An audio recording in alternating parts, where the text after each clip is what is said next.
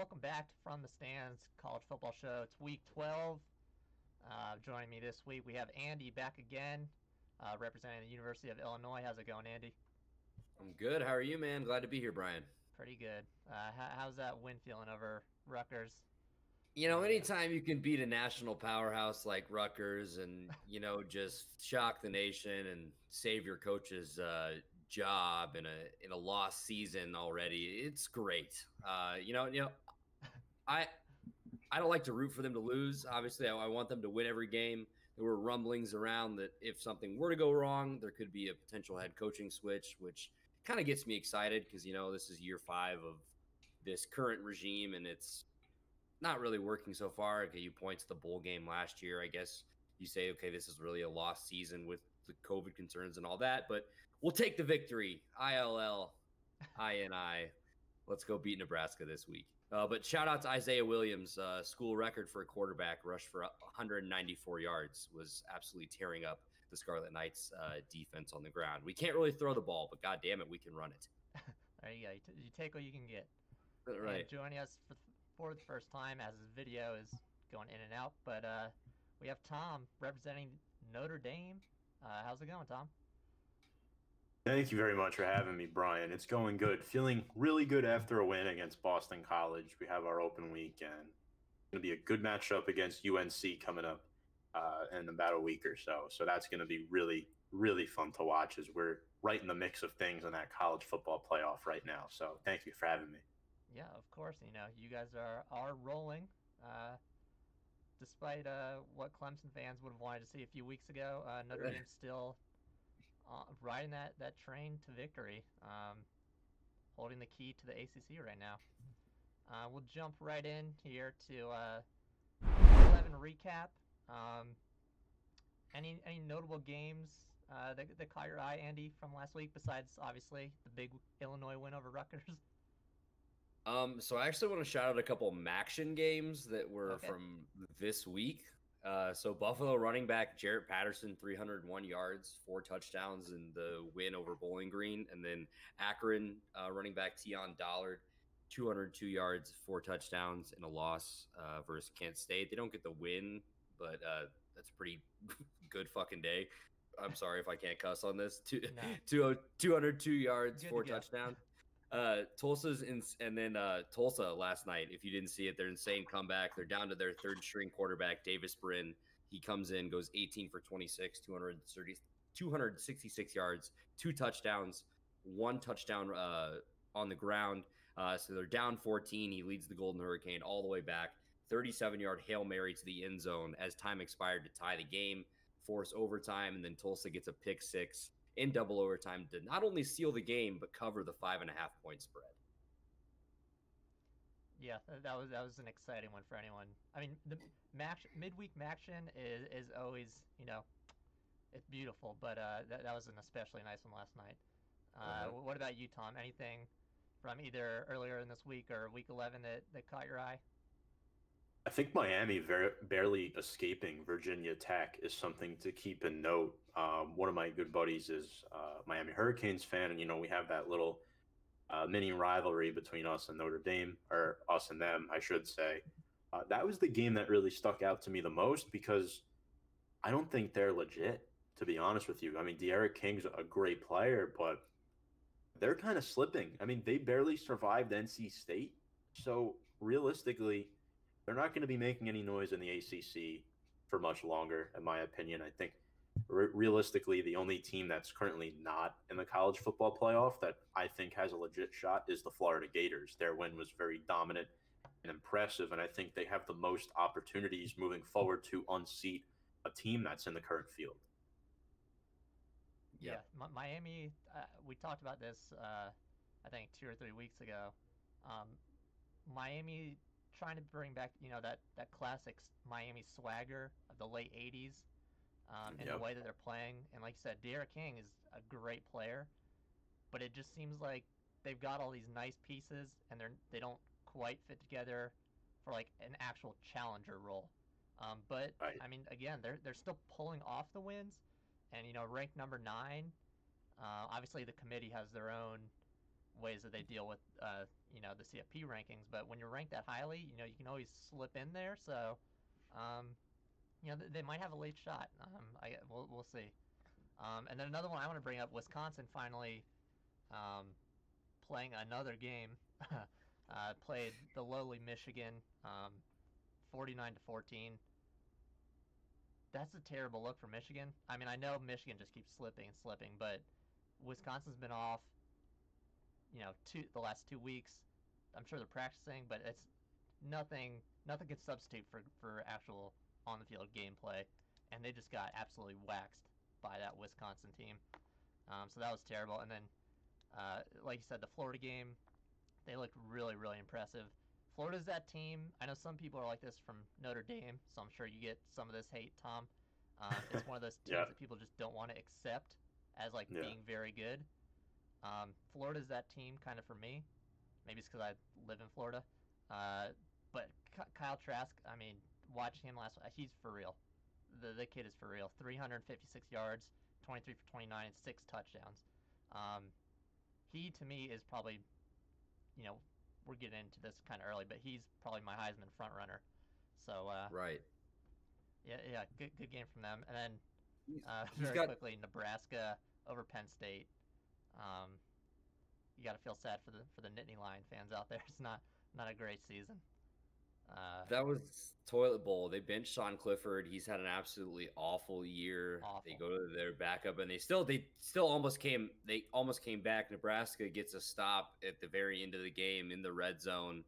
But yeah, it's not looking good for James Franklin and the Nittany Lions. There's kind of something came out in 2018. Apparently, there was an incident in the Penn State locker room where a knife was pulled on one of his players, and by another player. James Franklin reportedly told the victim, "Say, please don't go to the police. This guy's really good. We need him." So his seat's getting warm. I know we're going to be talking about some other coaches like that a little bit later, Brian. But I also want to say Kyle Trask for Heisman for sure.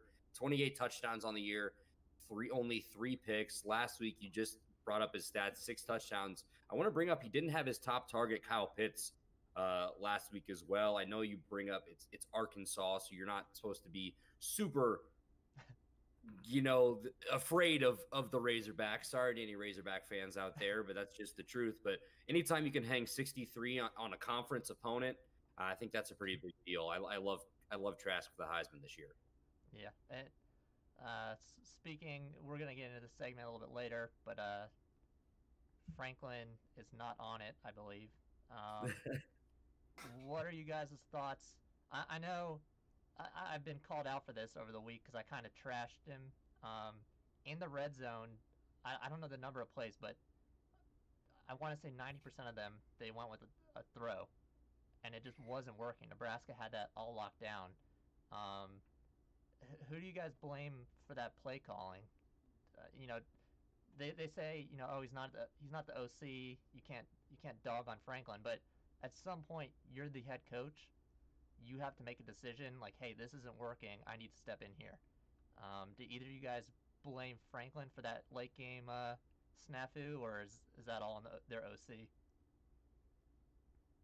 I mean, I think it's tough because you can never solely put 100% of the blame on one person. And then, I think part of it goes to the quarterback too. Being able to read a defense, align your protection, make adjustments at the line of scrimmage. Because there's one thing, your coordinator calls the plays, but you can kill it, right? So, it's easier said than done. But as a quarterback too, you should also be taking some of that responsibility. James Franklin, we know he's very inconsistent. And when you're with Penn State, expectations are pretty darn high. So I think in that situation, Brian and Andy, there's multiple parties here at fault. Now, I didn't watch the game live, but from what I saw, you can't just blame it on Franklin. Yeah, I agree. The reason I kind of asked, like you said, you didn't watch the game, but they did put in their backup, Will Levis, at QB, and he ended up... He didn't look bad. He didn't look terrible. He led them back. He did better than Clifford was doing, who just looks lost out there this year. But credit to Luke McCaffrey coming in for Nebraska, his first career start, and making that offense move. But let's not act like Scott Frost doesn't know what he's doing on the offensive side of the ball. It's just kind of a matter of, has he found his guy? And I guess Adrian Martinez, who is on the bench now, apparently is not that guy. Look for McCaffrey moving forward. I just chalk this up to Nebraska maybe being the better football team here.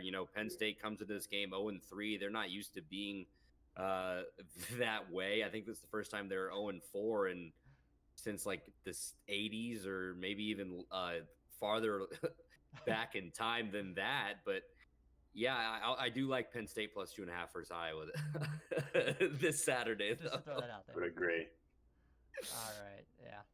All right, let's move into the segment, the Pick 'em. We're just gonna do a few comparisons here. Starting out, we're going to go with who would you guys rather have at running back. Right now, obviously, we have Alabama just rolling over everyone. And with the running game behind Najee Harris doing very well. Or someone who's maybe not so much underrated, but flies under the radar on a mid-pack Big 12 team at Iowa State, Breece Hall, who is leading college football in rushing yards. Which guy would you rather have on your team this year, Tom? So I'm going to go with the latter of the two. I'm going Breece Hall, the sophomore out of Iowa State. I would rather have him because, and this is nothing against Najee Harris, but when you have big hogs up front like Alex Leatherwood, who's going to be a future NFL draft pick probably this year, we know what Alabama's produced on their line and at running back. We know their running backs are great. And I have a friend who's a Bama fan, and he calls it running back U. I can't argue with that. But Breece Hall's only a sophomore, and he's already has 1,000 yards on the season, 13 touchdowns, and that's – I understand he has more touches than Harris, but that's over 300 more yards than what Harris has. And I think Iowa State is a team that a lot of people don't give attention to. Hall has rushed for over 100 yards in every game this year. That shouldn't go unnoticed. I think his most notable game was the 3-touchdown game against TCU. You could just see he was running with a vengeance. He's able to find the hole. If it's not there with the line, he's usually able to find it, and that explains why his yards per carry are slightly better than Najee Harris. So I'm going Breece Hall, but I'm interested to see what you guys have to say on that as well. Okay. Yeah, what's your take on that one, Andy? Embrace debate, Tom. Give me Harris, the former #1 overall recruit, 5-star consensus. He put up, I have his high school numbers here. I know we're talking about college, but his high school numbers are pretty insane. 7,948 career rushing yards in high school, the fourth most in California high school football history. He rushed for over 2,000 yards in his sophomore, junior, and senior years, scoring 36 touchdowns, and 23 touchdowns. So you know what you're getting here coming in. I do want to point out, you did say, Tom, this guy's getting more, Breece Hall is going to get more touches at Iowa State. When you're going into a program like Alabama, you mentioned RBU. As a freshman, Harris just isn't going to get the amount of touches that Breece Hall has been able to these first 2 years just by opportunity. Breece Hall's a 4-star recruit coming into Iowa State. This is no shade on them, but there's a lot more 4- and 5-star recruits at the University of Alabama than there is in Ames, Iowa. This season, though, against Mississippi, Najee Harris, 206 yards on the ground, 5 total touchdowns. He was all over the field. Look at his year last year as a junior, over 1,200 yards rushing. He also made an impact catching the ball out of the backfield, which I believe he's better at than Breece Hall. Plus, he's an absolute unit, guys. He's like 6'2", 220. But Breece Hall is like 6'1", 210, 215, also in that range as well. I think this is a really closer matchup than people would like to say. I'm going to take Harris based on his body of work through his 4 years at Alabama. I'm going to take into consideration that he did not have the same amount of opportunities his first 2 seasons with the Crimson Tide that Breece Hall has been able to have with the Cyclones. But Tom, you make up a great point. I'm going to be very interested to see the trajectory of Hall's career and where he kind of pans out to be. But I seen Harris as a first or second round draft pick this year in the NFL. Yeah, I mean, this is a very tough one. I think almost entirely because of their difference in, age, but also because Najee is, like you said, we've seen that body of work. I almost for the segment wanted to put Chuba Hubbard in there, but like you said, for size comparisons, Breece Hall, they're very similar backs, maybe not the same running style, but I'm also gonna go with the underdog here in Breece Hall. This is so close, but it's almost too easy to just pick Najee Harris. I feel like, right, and just Breece Hall has been so consistent this year. Obviously, you're saying, all right, he's going against the likes of Kansas. You're not going to see a defense, well, maybe outside of Vanderbilt in the SEC that's that bad. But consistently, he's getting 20 to 25 touches, almost 2 touchdowns every single game, and he's surpassing 100 yards, which in the Big 12, it might not seem like a lot, but 100, 150 yards in the Big 12 where they're airing it out almost every down. That's you like that kind of consistency to throw the defenses off, mix it up there a little bit. So I really like this Breece kid, and I agree. I'd like to see where he goes in these next 2 years because he's been looking very, very good for Iowa State, and maybe he's that piece that can help them, get over the top to the top of, of the conference and maybe even win it in his senior year. I don't think next year they have enough pieces to do it, but we'll see. And moving on to the next one, who would you guys rather have as a fan base? A COVID compliant, 25% capacity, low risk fan base in the stands, which we're pretty much seeing, and I would say about 90% of the games now. Some schools still at 0% capacity, but most letting kids in. Or Notre Dame's field rushing fans that hyped up the Irish after that big Clemson win. Andy, what kind of fans would you rather have in this moment?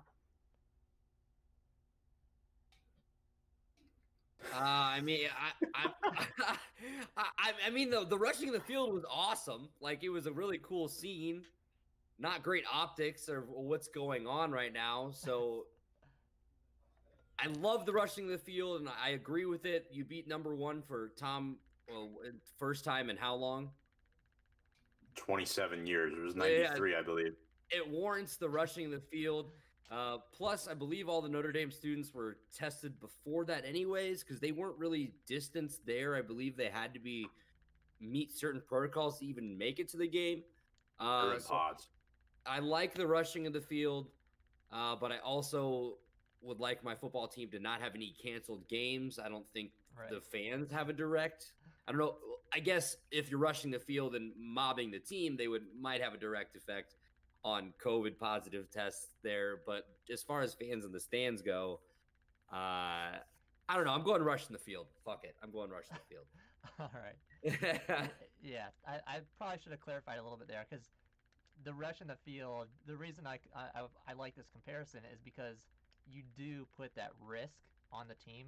Because from what I could see, the team was intermingled with the fans. The fans got out there pretty quick, so good on them.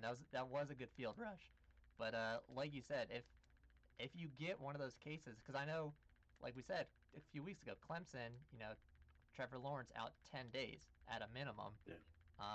If you start losing entire position groups because of something like that, it can get iffy, especially for a team like Notre Dame. They've got the big win against Clemson, but they're always going to be held back until the conference championship game by the fact that Trevor Lawrence was out and they're playing against Uiagalelei. So you don't want to lose players, but I think I agree. I'm very pro field rush in this scenario because I think that's the kind of energy that Notre Dame needs to keep riding. Just ride this hype train until the conference championship game, and they know that their fans are behind them that much. Like, that was a crazy game, obviously, but a crazy field rush as well. So I think the players were probably excited to see that energy come back in a year where stands have been quiet pretty much for most of these games. Tom, you're a little bit closer to the action as a Notre Dame fan. What are your thoughts on that one? Yeah. So, all right. If I spoke to Andy about this right after the game, so he already knows my opinion. Maybe for social media, it's not the best look, but I'm for the field rush because, again, they're in pods, they're getting tested, and I get it. It was crazy because this past weekend, 4 of the top 5 college football teams didn't play. Notre Dame was the only football team that played, and you just see the sea of green mounting onto the field after the play. So realistically, it's hard to tell like how you could like contract this virus or how you can't. I mean, I guess you just got to keep living and kind of. I mean, I just think you brought up a good point, Brian. It really helps the charisma of the football team to see that their fans are behind them like that in a season where they could potentially win this. Like they could potentially win this whole thing. I think this is the first time in a while that Notre Dame fans are like, wow, we actually won a conference game. We haven't been able to say that forever. This is like the first time since beating Florida State that I can genuinely say that I'm confident, although it was really weird because we played Boston College last week and we were trailing majority of that game. 1993, we lost to Boston College at the week after beating number 1. This year, 27 years later, it almost happened again, but it didn't. I think the fans instill so much energy into this team. It's a difficult situation, but screw it. I'm with you guys. I'm going with the fans. All right. Yeah, so it's the 3 for the field rush. I agree. Yeah. It was a pretty cool moment. For our next one, if you are BYU, this has kind of come up in the last, I'd say, 5 or 6 days. Would you rather play a schedule as is, have your buys, have your rest, sitting in that, I think they're ranked, number 8 or 9 right now, and play for, probably that Tier 1 bowl. They probably don't sneak in to the CFP if they're undefeated as is, or scratch one of the buys, schedule a high-ranked French team that's, also has a bye week open, and is highly ranked, that could maybe push you over the top and, get them into that CFP discussion. Andy, which would you rather, if you're BYU and you have the choice, which would you rather go with? I mean, it's got to be B, right? If you're a fan and you think this team is legit, my question is, are other teams around the nation that are already ranked that don't have that ability going to not be fans of that, go to the NCAA and advocate against it? If it was allowed, sure, I'd like it. But then you're going to start seeing more fringe Power 5 teams do the same thing because they're going to make that argument. So I think there's a give and a take here, especially in a season like this where you're seeing teams have to play shortened schedules already. Do they schedule this game and they get the extra game? What if they lose? Like, what does that do? Does that completely knock them out if they were to just stay in with their 2 buys and hope for somebody else to lose? I guess you can call that chicken shit football, but I don't know. What about you, Tom? You taking an extra game, or you keeping your buys and going for a nice bowl game? I want to go for the college football playoff if I'm BYU. Right. I want to play for that. I mean, they're 8-0, and you look at. I understand the level of competition hasn't exactly been prestigious, but they've scored over 40 points in every game that they've played, but one. I know they had the Army game that was postponed. That hurt them a little bit because Army was ranked at that time. Zach Wilson's making a really strong case to sneak into the top 5 of this year's NFL draft. I know he's only a junior, but he's only been sacked 7 times the whole year. Their running game is great too. I believe Wilson also has 8 rushing touchdowns. So you have a leader like that. You have a solid offensive line, a good core, and a respectable defense as well. I'm going for it. I'm putting all my chips in. If you're with me, you're with me. I have BYU making a really strong case for this college football playoff. I think them and Florida are the 2 teams that you'd be like, yeah, they're really on the fence. One of those top teams would have to lose. But I'm going all in if I'm the Cougars. Okay, so in this scenario, are you saying you'd put BYU? I mean, teams would have to lose, of course, but schedule as is, you think BYU has a shot? No.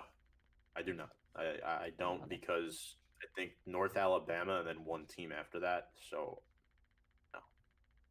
Okay. Yeah, looks like Northern Alabama and SDSU. Yeah, I agree. I have to go with B here. I know money comes into play. BYU's not a small school, but a big bowl game, it looks good, at least for the administration. But yeah, I'm 100% risking it for that CFP slot. Like, I'm not sure what the opt-in bowl is for the extra teams, maybe Fiesta this year, but that's not exciting to me if I'm at this point 8-0 behind a Zach Wilson that you said that's just tearing up everyone that they play. And something that's interesting, the Pac-12 just a few days ago announced that they would allow out-of-conference games.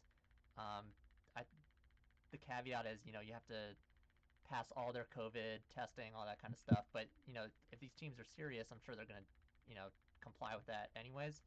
So the obvious choice here would probably be like a Cincinnati to try and schedule, who's also on the fringe. Luke Fickell obviously said the other day that he'd be open, to scheduling an extra game. But I still don't think that's enough. But with the Pac-12 opening themselves up to this, I think in Oregon, who might also end up, so let's say they go undefeated, maybe even one loss, they're going to be probably a top 10 team. Undefeated, certainly, maybe like a 6. You put BYU and Pac-12 champion Oregon in an extra game at the end of the season, for that slot, I think the winner of that game could make a case. Obviously, that depends on how likely games like, Clemson versus Notre Dame goes. If they split that series, that could, make the waters a little bit murkier. But, yeah, I really like the option there. And going forward, do you guys think having a week, let's say call it an open week, where every team schedules or has an open schedule and is allowed to, negotiate with each other in these types of scenarios to try and boost their resume a little bit or maybe get a little extra rest? Is that something you guys see in the future as being something that should be maybe implemented? I'll start with you on this one, Tom. So do I think it should happen? I don't know, to be honest with you. I wish I could give you a clear-cut answer to this question. Do I think it's going to happen? No. I don't think the NCAA is going to use that type of flexibility. But should they? That's another question. I'll be honest with you guys. I don't really have the answer to that. I don't really. I would like to think yes, but I don't think the NCAA is going to have that flexibility, especially. You brought up BYU potentially scheduling a game with Cincinnati. If the buys work out, great. But I don't necessarily think I'm for it or against it. I'm leaning more towards being against it. So. Okay. What about you, Andy?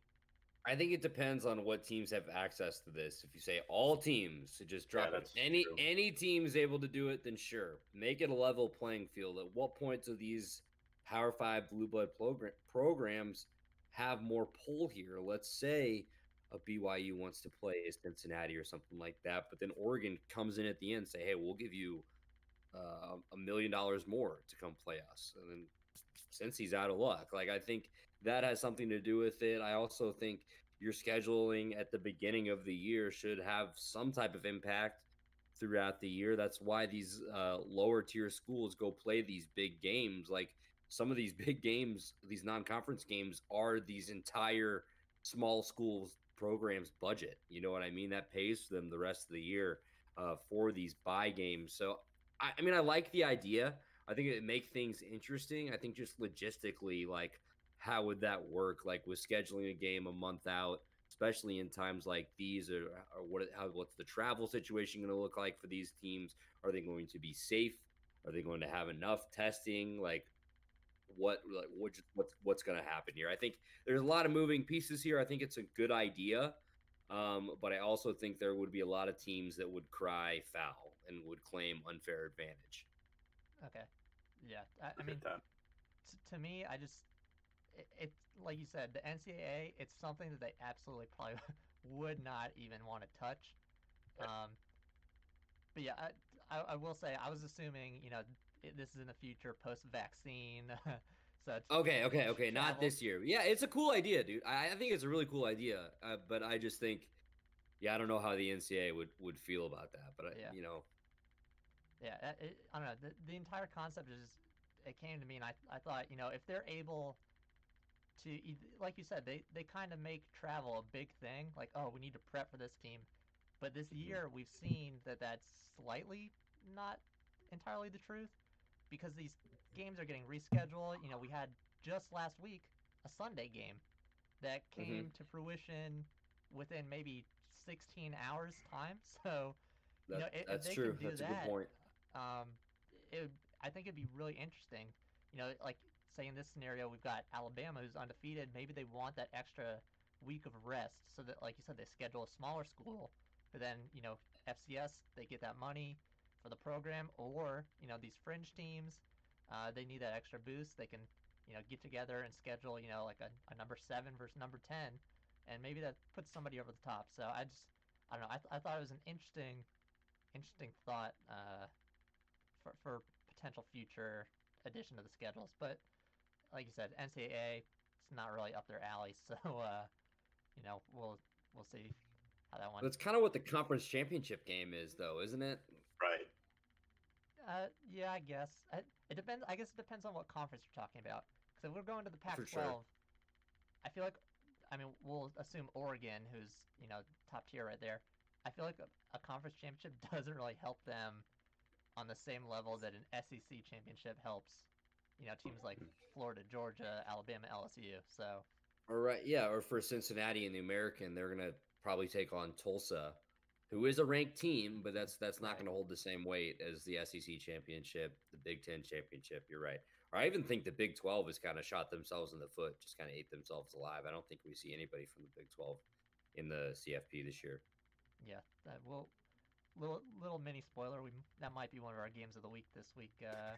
But we'll see. We've lost. There we go. Tom's video is in and out. But moving on, we're gonna get into a little bit of hot seat action. Some heated seats. Coaches that butts might be getting a little toasty here with the way that they're performing. Start with our first one here. We got Jim Harbaugh at Michigan. Obviously not a great year for them again.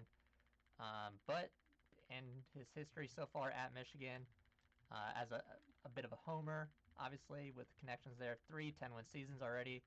But they haven't beaten Ohio State, which is, one of those important things for those Michigan fans. And only one other Michigan head coach has never beaten Ohio State in their tenure, and that was Rich Rodriguez, who only coached there for 3 seasons. So, is Jim Harbaugh on the hot seat, Tom? And if so, how hot's that seat getting? Pretty warm. They've only won one bowl game under him, I believe. So, and they've never had more than 10 wins in a season. And again, were the expectations a little too high coming in? I don't know, because this is a former NFL head coach. I mean, you see a lot of former NFL head coaches stoop down to the college level. I mean, Andy's seen it with Lovie Smith. You see it with Herm Edwards. I mean, you've seen it with multiple guys. And the fact that Jim Harbaugh still, like, I don't think the fan base likes him. I don't even know if he has the locker room anymore. And it's weird because, again, the Big Ten, we didn't know if they were going to play this year. But I think my opinion is the expectations were set way too high, way too quickly. This could be like and every team goes through this rebuild. I mean, we saw it with West Virginia. I mean, we've seen with multiple teams, and I think right now maybe that's what Michigan is going through. And maybe Harbaugh is not the problem, but maybe he's just not the right guy for the job. I don't necessarily think it's on him as being like a bad college football coach. I think it's more who is the right guy to go through this rebuild with the Wolverines, if that's in fact what they are going through. But I think it's pretty warm. Okay. What about you, Andy? Seat's on fire, guys. Let's be honest. Michigan fans, Michigan alumni are not happy with Harbaugh. It starts, as Thomas said, the expectations are up here as if they are Alabama, as if they are Ohio State.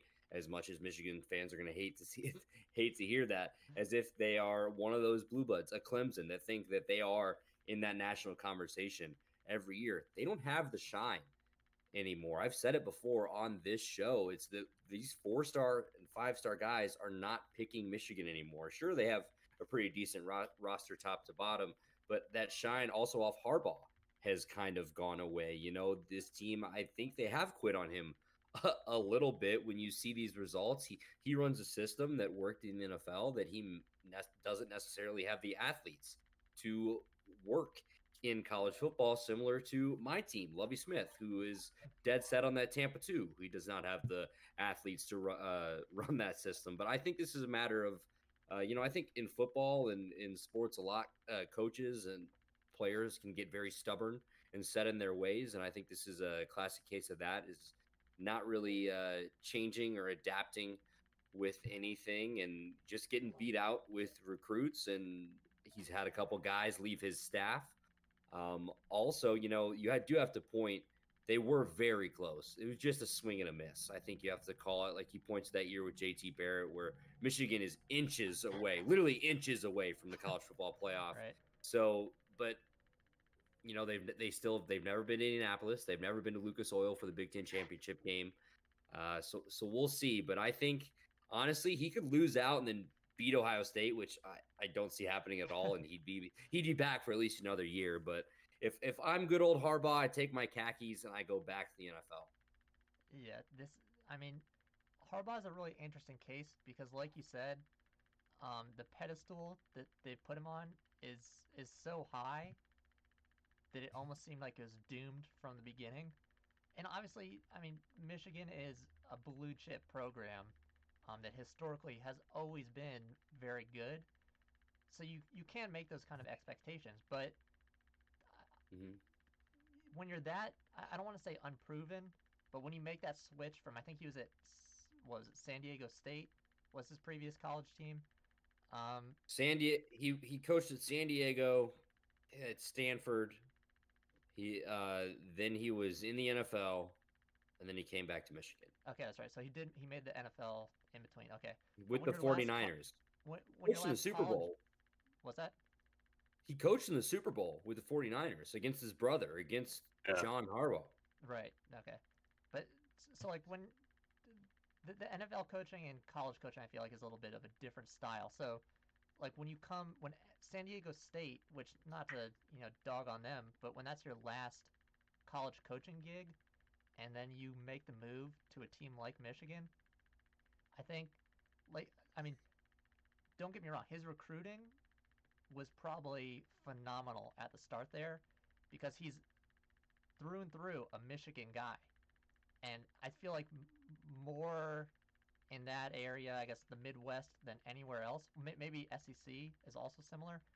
You're going to get those kids who, they grow up like with that team from like, when they're a child. Their parents are throwing them in, Michigan pajamas. And I think that does help the recruiting. But like you said, I think his goodwill is starting to wane, especially in a time with, social media being so large. Kids, I don't think it's that much of a focus for kids now to say, all right, my dad loved this school. I love this school growing up. I want to go to Michigan and only Michigan, and we've got a Michigan guy there at the helm. I think kids are looking elsewhere now, and he's not going to be able to pull in the recruits, I guess, to bring them over that hump, that last hump, to beat Ohio State, to win the Big Ten, to get them into the CFP discussion. But then you have to ask yourself, who do you bring in if you get rid of him? And Luke Fickell. Who? Luke Fickell from Cincinnati. I think that's the logical choice. Yeah, we did discuss that a few weeks ago, and like you said, you thought Ohio State offered him at one point, and he said no, I think. No, he was the interim head coach at Ohio State. Okay, yes. All right, a few years ago, he gets let go, takes a job at Cincinnati. And now that's what I was saying. Like, he was an Ohio State guy before. Would he turn down the Michigan offer? But I don't think he would. I think you take that. But yeah, I mean, you also have to point to, like, going back to Harbaugh. Like, he had a lot of success when he was Stanford's head coach. He brought Stanford football kind of back into the national scene and then got that job in San Francisco. So let's not act like he's a bad football coach. I don't think it's that. You know, you point to his recruiting tactics. How many other head coaches are going and having sleepovers with the #1 rated kicker in the nation? That did end up working out for him. I'm pretty sure that guy ended up coming there. Yeah, that was an interesting move for sure. But yeah, so I think I'm also putting him on a pretty hot seat right now. I think he gets through the season. I think if they don't either get to the Big Ten championship next year or beat Ohio State, I think he's gone next season. So I'm also going to put him on the pretty toasty there for his seat. Next, we got Kirk Ferentz at Iowa. Longest standing tenured head coach in all of college football. He's been at Iowa since 1999. Pretty good record, 163 and 106. Only 3 seasons with a losing record. But, you know, Iowa's kind of one of those teams that is always 8-5, 9-4. Good season, they'll push a 10-3 maybe.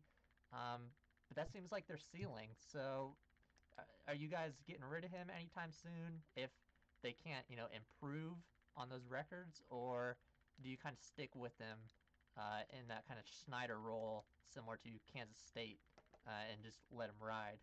Andy, what are your thoughts on him? Well, here's the thing. So the offseason, you have the Iowa football program gets rocked with racial allegations spanning back from Ferentz's entire time as the head coach. We see the strength and conditioning coach as the scapegoat gets fired and gets paid this huge settlement.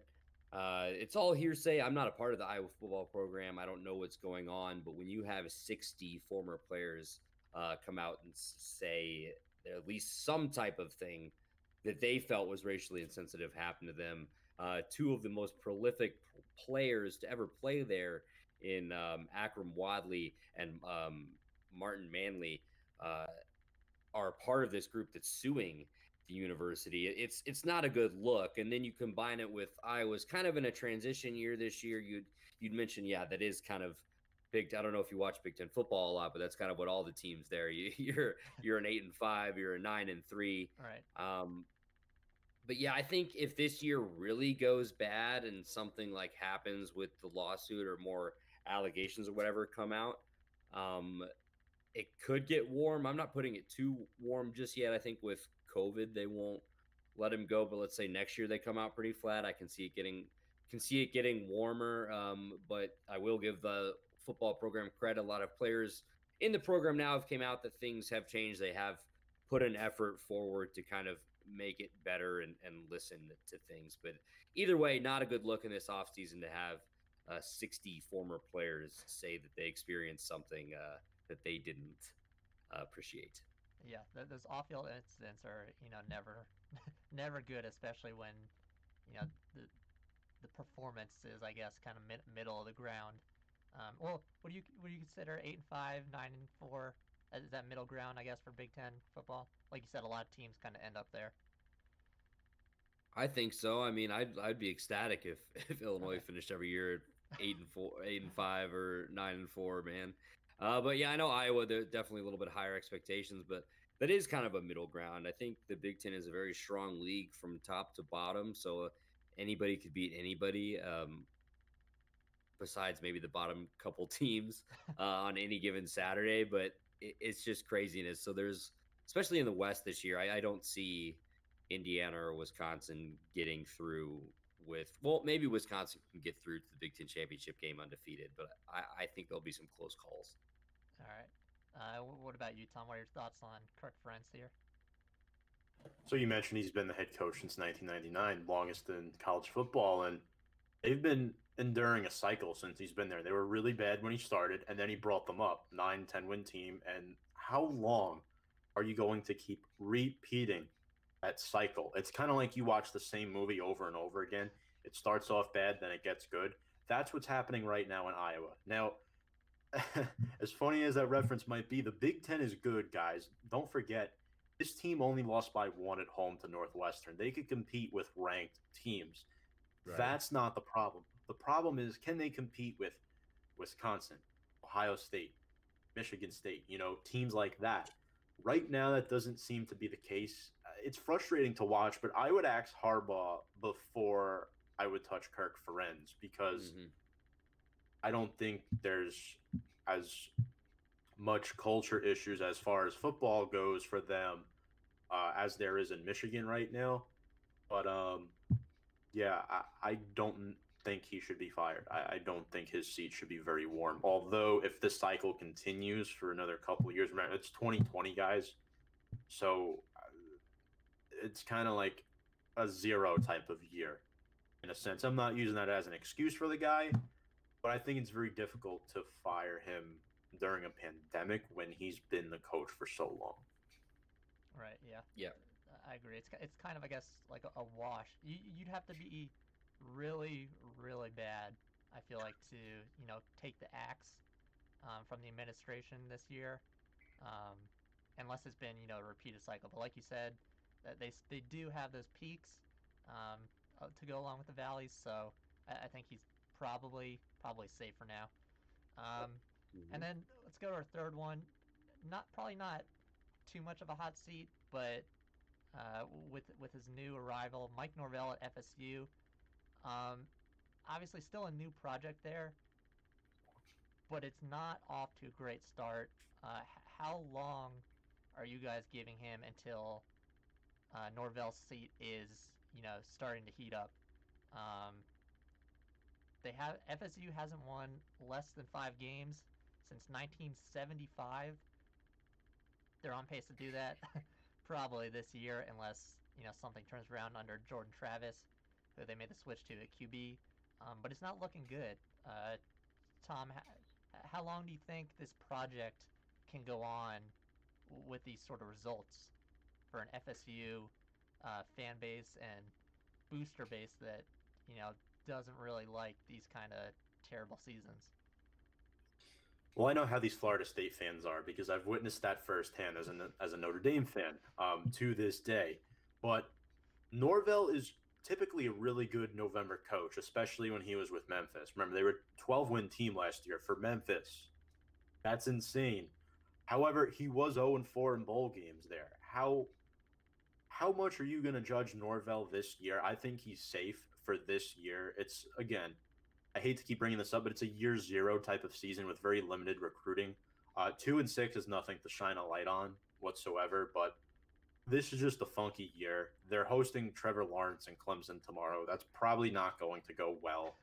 I think you have to at least give him another year. Some people may even say 2 more years, because I don't know, it's a weird thing. With coaches, I kind of have a 2-year window where you should be showing some type of bite in order to keep your job. I think for quarterbacks, it's 3. I think for coaches, for me personally, it's 2 years. So I think Norvel should at least get 1 more year with Florida State. This is a big transition for him, too. I mean, I'm not trying to give him the benefit of the doubt in any way, shape, or form, but, I mean, I think that's the reality of the situation right now. He has a lot on his plate, and he doesn't have the talent just isn't there right now. Okay. What about you, Andy? Tom's giving them 2 years. What are your thoughts? Yeah, this is way too early. Let's look at what this program he inherited had before. Was there any evidence from the last 2 seasons that Florida State was worth a shit? Like, look at what Willie Taggart did to this program. They haven't had much since Jimbo Fisher left, and to be honest, the last few years of Jimbo Fisher weren't all that great. We talked about Michigan. I think the shine is kind of off Florida State a little bit as well. So I think Norvel just needs time, especially in a year as crazy as this. And their quarterback situation is a little iffy. I know they brought in Travis, and he has looked better as the season has gone on. But yeah, I think it's way too early for Norvel's seat to be a little bit warm. I think you have to give him at least 1 more season. My coaching philosophy is let the coach bring in their first recruiting class at least. See what that's like, see what the rankings are, what kind of market we're getting for recruits, and then see what the on-field product is. I think 1 year is just way too early. Florida State fans kind of need to chill out about that. Yeah. I mean, that's kind of why I brought up the the boosters and fans, because they can be very vicious, I'll say, and very reactionary. I kind of like we're all on the same page with, I guess, how to give the cycles, even though we have different years. I like to give them, you know, I'll say 4. That seems like so long, especially in with recent college development, because I feel like people just they cut the rope way too quick nowadays, and coaches will be gone for before they can even get started with their development. But yeah, I think he's got to have at least 2 or 3 more years because, like you said, Willie Taggart. I mean, I don't know how much personally he was responsible, but he kind of like trashed that program. And I think with it, probably the recruits that he brought in at his time there are probably messing with, Norvel still. I mean, you can bench guys, but he's not bringing in enough recruits in 1 year to replace enough people, to just completely get Taggart's people out of there. So I'd give him at least 2 years before they consider it. Now, will FSU do that? Who knows? Probably not. But yeah, personally, I think he's got at least two or 3 more years at the helm before questions start getting asked. And then lastly, just a quick prediction. 2 very new, very interesting products in the SEC. Lane Kiffin at Ole Miss and Mike Leach at Mississippi State. Which of those projects, if any, do you think will still be intact 4 years down the road? Andy, you start us off with this one. I'm all in on the Lane train, guys. You saw that 98-yard touchdown where he threw his clipboard like 30 yards up in the air before the pass was even completed because he's just like, he's the best. Lane Kiffin is awesome. And then they covered the spread and he tweeted after the game. He said minus 13 or something like that. Quickly deleted after some boosters and donors got wind of that. But honestly, I think if Lane Kiffin, like as prolific as his offense is, their defense at Ole Miss sucks. We'll just say that. Every game has been like 40 to 50 or in that range. It seems like they just can't stop scoring points. I can see Kiffin getting a better job and leaving Ole Miss within the next 4 years before I see Leach getting a better job and leaving Mississippi State. So I can see Mississippi State still being I can see Leach still being at Mississippi State in 4 years. I won't be shocked if Lane is still at Ole Miss. Like maybe he builds a powerhouse, brings Ole Miss back in the SEC. But I also, we've seen Lane Kiffin's resume, how much he's bounced around the college football and, I mean, even NFL ranks. So I wouldn't be surprised if he's on the move within the next 4 years. So I'll say, but also with how bad Mississippi State has been this year, I could see Mike Leach not lasting very long. But that's kind of been the thing with Mike Leach teams. He needs kind of a year or two to tear it down, and then he brings in his air raid offense and finds the right quarterback like a Gardner Minshew out of nowhere, or just seems to find somebody that can sling it. Yeah, Mustache Minshew, that was a great player for them. What about you, Tom? Are either of those intact in 4 years? Are both? How do you see those playing out? Obviously, Mike Leach is significantly older than Lane, and yes, he is responsible for Gardner Minshew. That Washington State team last year was fun to watch. I don't know if Mike Leach is going to last very long there.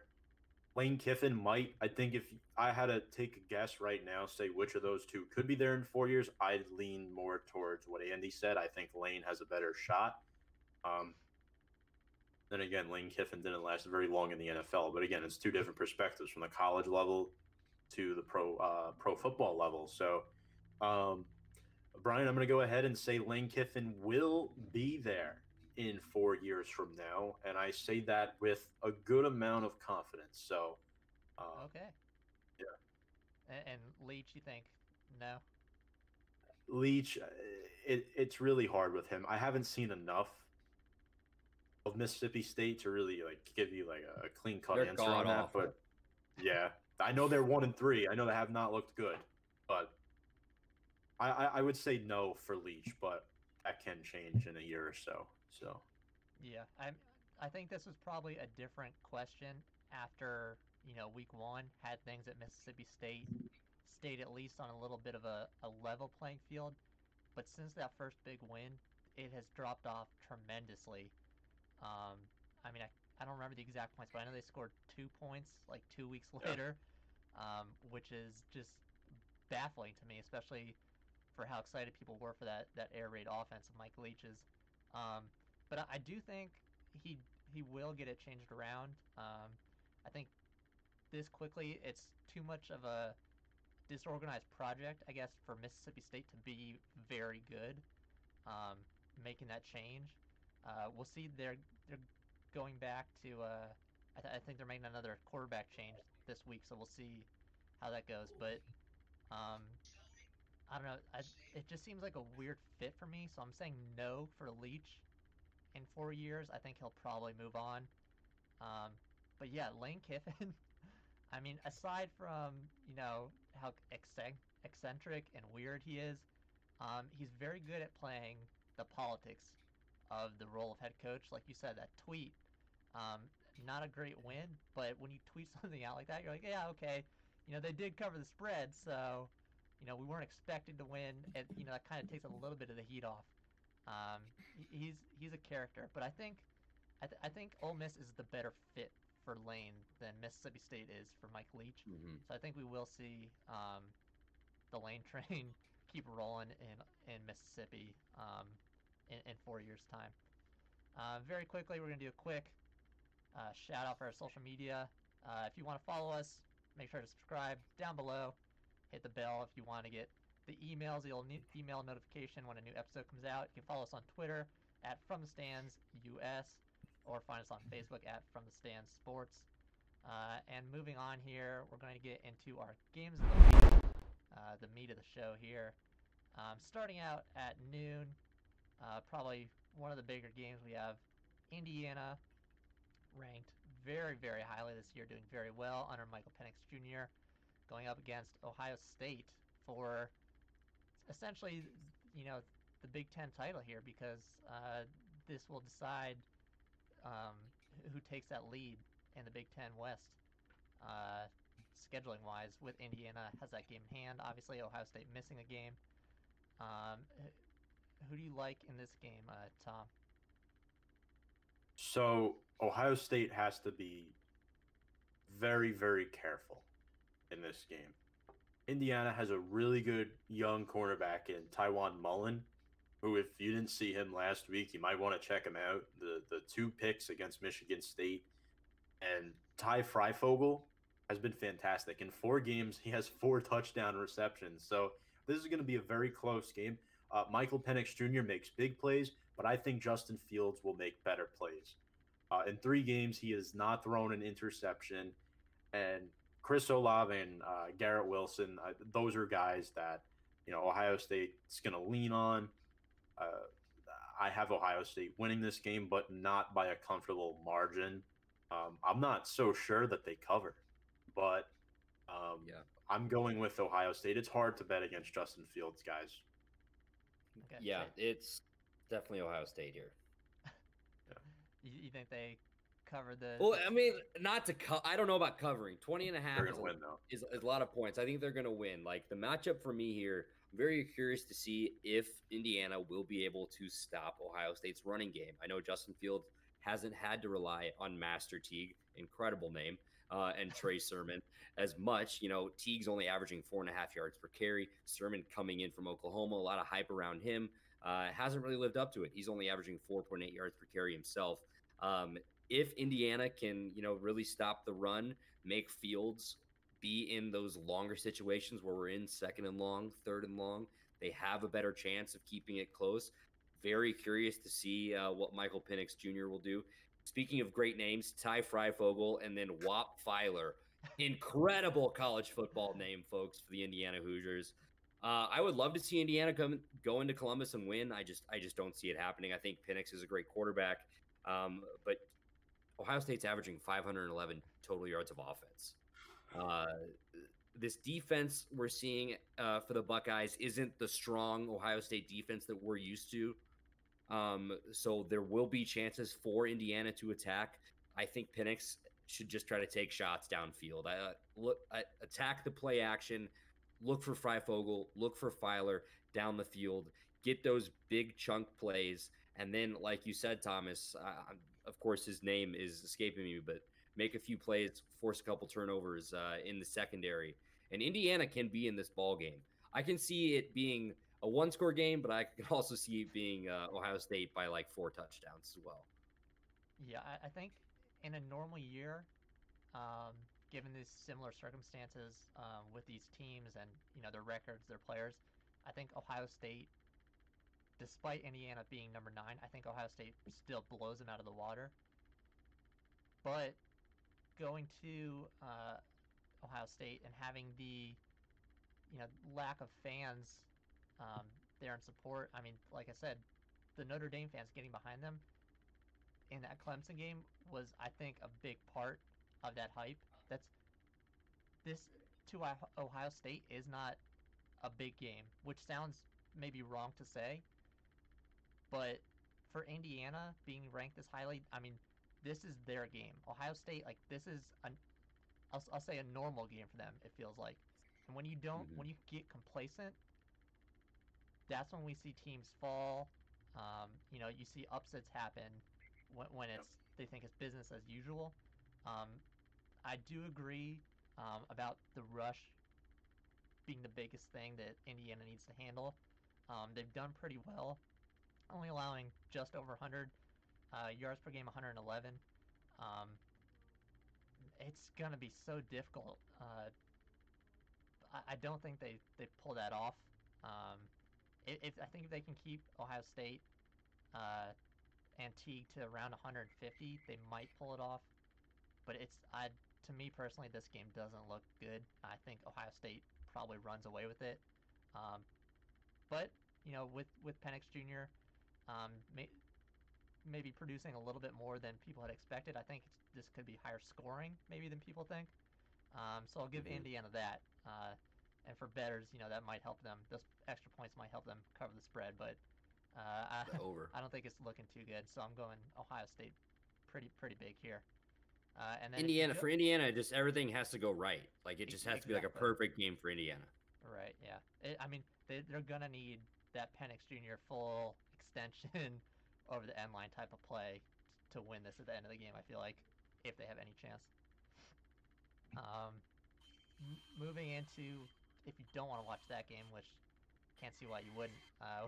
Moving into our chaser for the 12 o'clock slot, we have Appalachian State versus this year's Cinderella Darling, which Appalachian State has taken many of the previous years. We have Coastal Carolina, ranked number 15.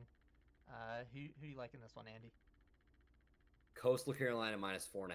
Hammer it. It's on my brew party picks for this week on my podcast. 7-1 last week, so ride the wave. But yes, Coastal Carolina, I love what they're doing. They are 5-0-1 against the spread this year, coming off a win. That's fun to watch. The Mullets, they're explosive on offense. I will say, if you haven't yet, go look at App State's uniforms for this weekend. Their helmets are awesome. They got the old school Mountaineer logo, all white with the American flag on it. So that kind of scares me a little bit. The chance coming off a canceled game last weekend. So hopefully they're still fresh, have fresh legs. But I'm going to take the Chanticleers. All right. What about you, Tom? So they're 7-0, and they're climbing up the rankings really quickly. Coastal Carolina, 15th in the nation, and that's because of their outstanding quarterback and offensive line. Grayson McCall has only been sacked 3 times in 7 games and only has 1 interception. Appalachian State loves to run the football. Dietrich Harrington's the 7 touchdowns. I'm not the biggest fan of Zach Thomas. Give me Coastal Carolina comfortably in this one. Okay, yeah, I gotta keep riding the coastal wave. I talk with CJ Marable pretty much every show that we have Coastal Carolina on. His production isn't anything super, but he's just so tactical in the way that he rushes. I think he's gonna be a very good late round NFL draft pick when he goes into the draft. He's just that smart, like his football mind. And I think Coastal Carolina as a team has been playing that way throughout the season, and that's what's helping them roll. Obviously, they're not getting the biggest games in this conference, but you get the ranked win against Louisiana, so I think Coastal Carolina is probably my favorite G5 team right now, which seems weird to say with Zach Wilson at BYU killing it and Cincinnati just all around killing it. But Coastal Carolina has been a fun watch, and I agree. I think they do cover. I think they probably win. I'd give them up to 7, so they're sitting at 5.5 right now. So I'd like that on Coastal Carolina's side. Moving into 3:30, we've got our big game, also in the Big Ten, Wisconsin and Northwestern as our 3:30 shot. Who do you like in this one, Tom? Ready for this? I have Northwestern winning this game. Wisconsin has a really solid quarterback in Graham Mertz, and I love their tight end Jake Ferguson. He has 4 touchdowns on the year. I really like what I see from him. But Northwestern is the home team, and I personally think that they are going to surprise some people. Also, they've played a couple more games than Wisconsin as well, so I think that first true road game for Wisconsin against a difficult team could potentially alter their play tomorrow. So give me Northwestern with a little surprise right there. Okay, yeah, I like that one. What about you, Andy?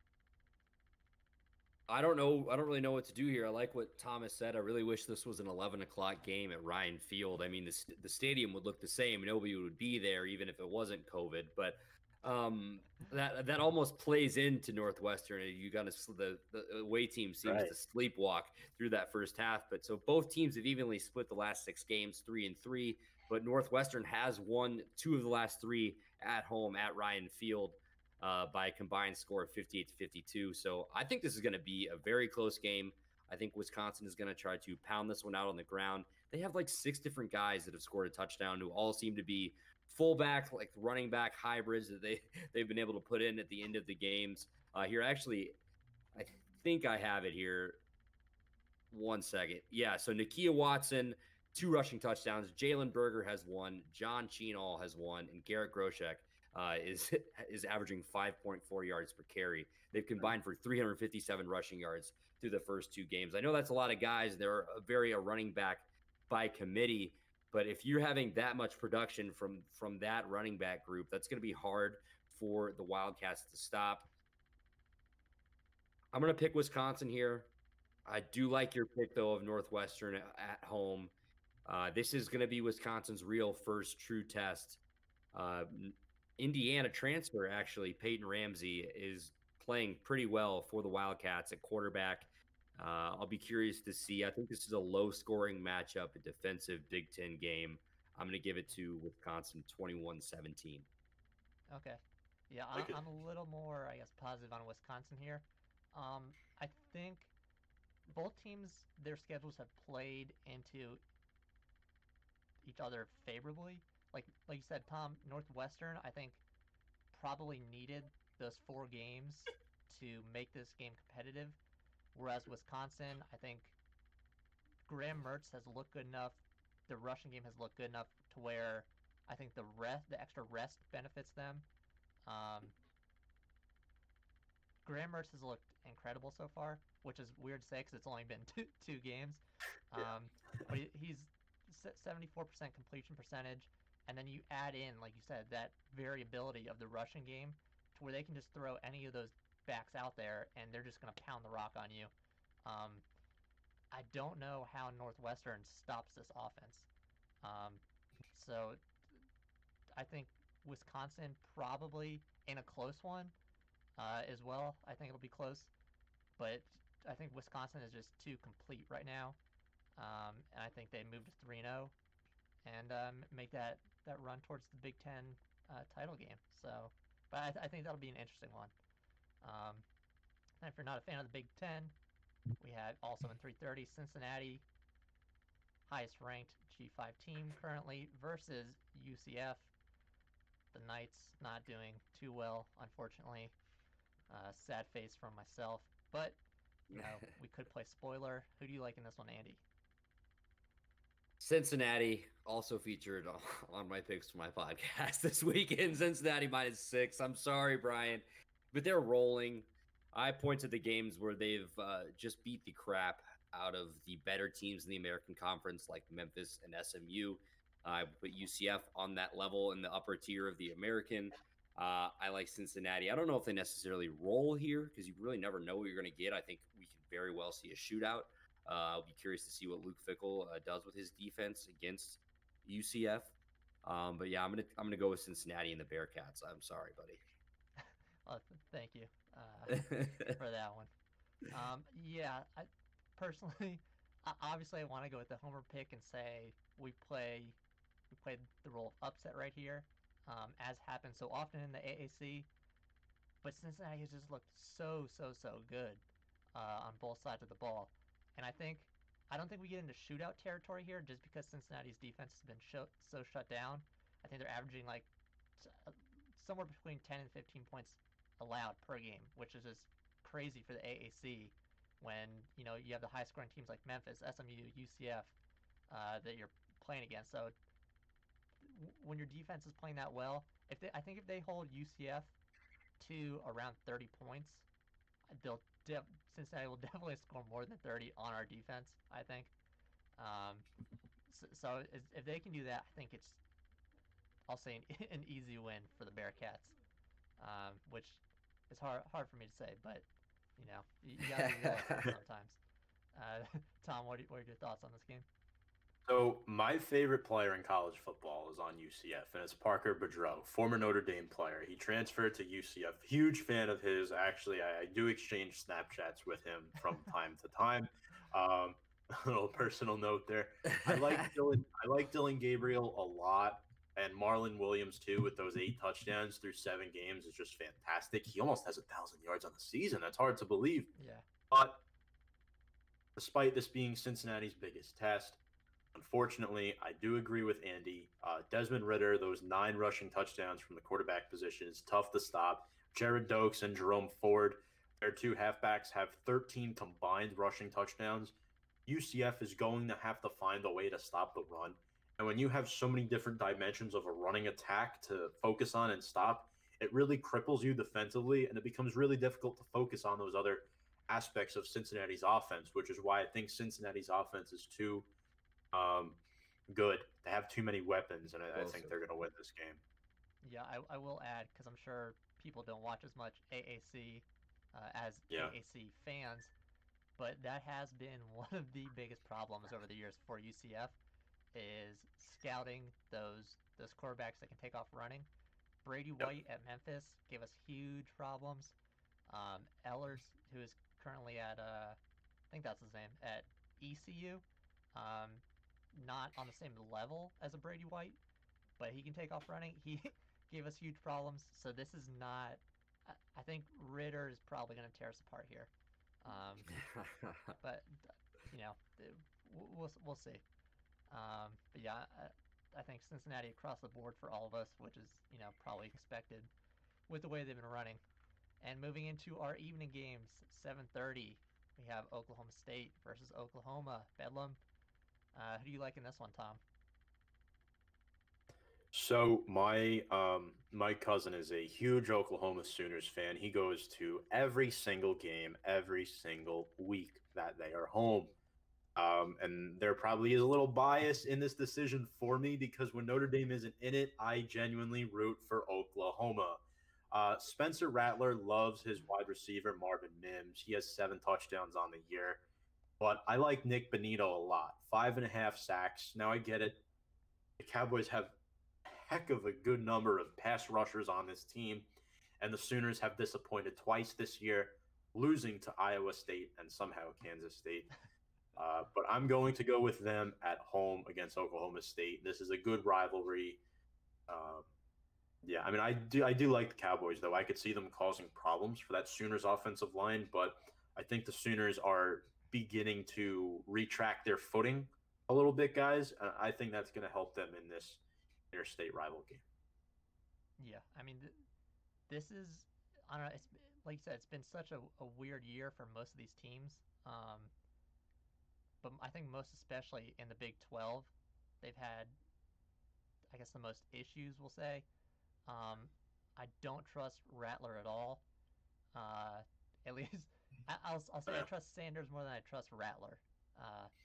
We'll leave it at that. But I think most notably for me has been Oklahoma State's O-line play. Beginning of the season, we have a host on the show, Will, who's a big Oklahoma State fan. Him along with others were pointing out that the O-line was not looking too great.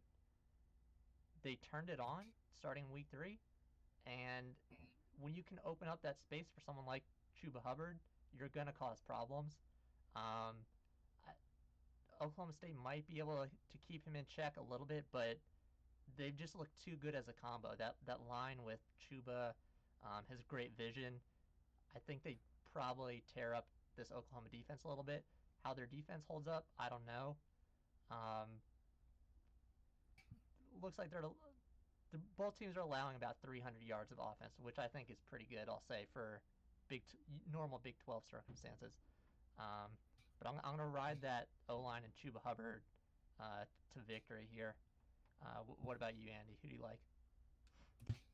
Well, not so fast, my friend, because I don't know if Chuba Hubbard is playing. So he's missed practice this week along with receiver Tylan Wallace. These are the two most important pieces of this Cowboys offense, guys. You mentioned the offensive line. They've actually had, they've had problems there at the beginning of the year. They've mixed and matched a lot of people all around.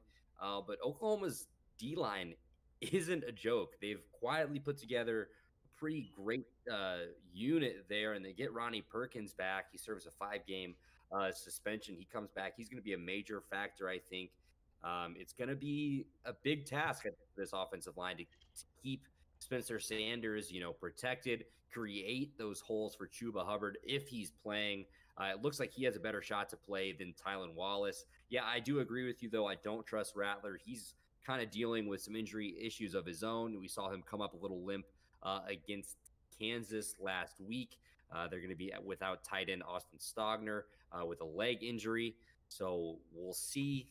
Bedlam, by the way, awesome name for a rivalry game. I'm going to go with Oklahoma State, though. I like them. I trust them more than the Sooners this year. Okay, and just for the people watching, that Chuba Hubbard, is that an injury update or is this COVID related? ESPN, I'll note, has him listed as active, so that's why I thought he was playing. This is from Athlon Sports. It says the injury situation will play a key role. According to head coach Mike Gundy, those missing in action at practice include the Cowboys' 2 showstoppers, running back Chuba Hubbard and receiver Tylan Wallace. Let me look at the date on this article. The 19th, so yesterday. Okay, yeah, that'll be interesting then. And shame on ESPN for not updating their injury report. Maybe he is active. Maybe he just needed a day off, because I know he did play last week, but we'll see. Okay. And then moving on, if you don't want to watch Bedlam, we have another Cinderella darling, Liberty, taking on NC State. Liberty also with Coastal Carolina. See, now I almost want to retract my statement about Coastal Carolina being my favorite G5 team. Liberty has also been a fan favorite, I know, for a lot of people. Very fun to watch. Who do you like in this one, Tom? Well, Malik Willis is a really good young quarterback. 24 total touchdowns in just 8 games, 9 of them on the ground. And I really like sophomore Trayshawn Clark as well. He's a really good pass rusher, 4.5 sacks on the season now. NC State almost upset Miami at home. Let's remember that. They're 5th in the ACC. They're a good team. Liberty, we know they have a big game coming up against Coastal, but Liberty's been really good lately, especially in non-conference action. They're 8-0. They are on the road. I get it, but I'm going Liberty. I don't see NC State. They're just looking to go bowling this year, guys. I don't necessarily think they can beat an undefeated team at home. I don't see it happening. Malik Willis is really nice, and as you mentioned, Brian, this Liberty team is fun to watch. It's a fan favorite, and I'm going with the Flames. Okay, yeah, I also want to ride this Flames hype train here. Malik Willis has been, I don't even want to say fun to watch. He's been phenomenal to watch. Just his athleticism. I think what presents the biggest problem maybe for them is that they rely on him so much. He leads the team, obviously in passing, but also in rushing, and that kind of works in the G5 territory. But when you go up against these teams like AAC, Mid-Pac, NC States, they can usually plan a little bit better for keeping that in check. So I think that'll help NC State a little bit, but Liberty already took down Virginia Tech 38-35. Great. I'll call that a great win, at least for them. I know Virginia Tech not having a phenomenal year, but I think that's a good win for them. But on the other side, you have NC State's. Two of their losses are to Miami and UNC, who, ranked, at least at the time, pretty highly. So those are, I don't want to say good losses, but they're not troubling losses. Just out of curiosity for how far the hype train can go for Liberty, I'm going to take them, and Malik Willis here, to keep riding. What about you, Andy? Who do you like in this game? We're talking about a guy in Malik Willis with 2,300 total yards of offense, 2,345 total yards of offense, 24 touchdowns, 15 through the air, 9 on the ground, and only 1 interception. And we're looking at a team at NC State that doesn't even know who their quarterback is. Bailey Hockman is their current stat leader at that position, but they have played multiple guys. They don't really have a surefire guy there. Liberty, like you said, they went to Blacksburg. They beat Virginia Tech. I know there was a blocked field goal. Fuente really messed up with that timeout, but you have to give the Flames credit. Hugh Freeze, he's going to put up points. Take the over in this game, because I know NC State can move the ball as well. I mean, you saw in that Miami game, they didn't end up coming up with the win, but arguably they look like the better team. I'm going to take Liberty, another one of my podcast picks, actually. We're hitting all the games. I'm gonna take Liberty. They're +3 currently for the spread. I look for this to be a close game. I look for it to be a shootout. Malik Willis, 200 yards through the air, 100 yards on the ground. Book it right now. 3 touchdowns. Hot take.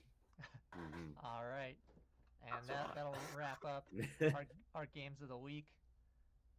Thank you to everyone for tuning in. This is Week 12 action. Thanks to Andy for joining us again. Thanks to Tom for being on the show. Like I said, be sure to subscribe down below. Follow us on Twitter. And also, we will add Andy's podcast links down in the description if you want to follow them, and Tom as well. So thank you for joining us, and we'll see you guys next week.